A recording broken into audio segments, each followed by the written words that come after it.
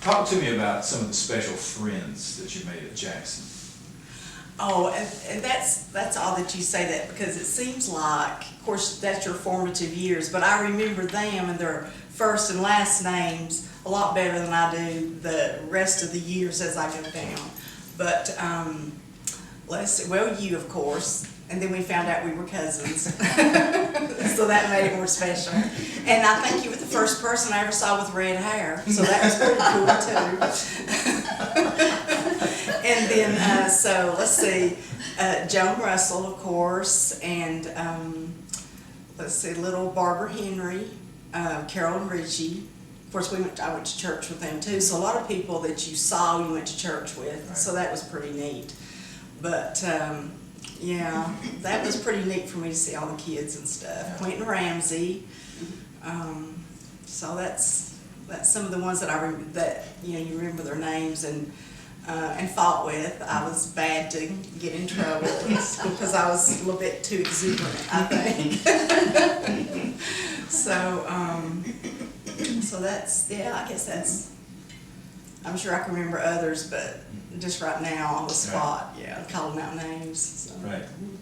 Well, when I went back to Jackson in 5th grade, I met June Turpin, and she befriended me, and we just became best friends. I mean, we were, she was so funny. She had the greatest sense of humor. Well, she did. And she just, was a fun person to be with. And so we finished Jackson together. And the one thing I remember at Jackson, and it makes no sense at all, but whenever we would have a fire drill, that would just tickle June and me to death. We could not, we would be giggling so hard coming down those steps of the porch to go out there and line up in the trees where we did for a fire drill. And we would just get so tickled, and we never knew why we giggled so much, but we did. So we kind of looked forward to fire drills. And then we went on to the high school together and just had a great time riding the bus, to school. And that's when Peyton Place was on TV at night, and so we couldn't wait to get on the bus the next morning and talk about what happened on Peyton Place. So she just made school a lot more fun. Yeah. That's awesome. That's great. The people in my class, we kind of parted ways when we got to high school and I went on to college.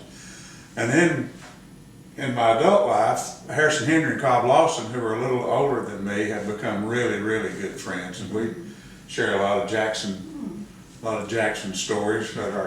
We used to drink coffee every morning until the pandemic came.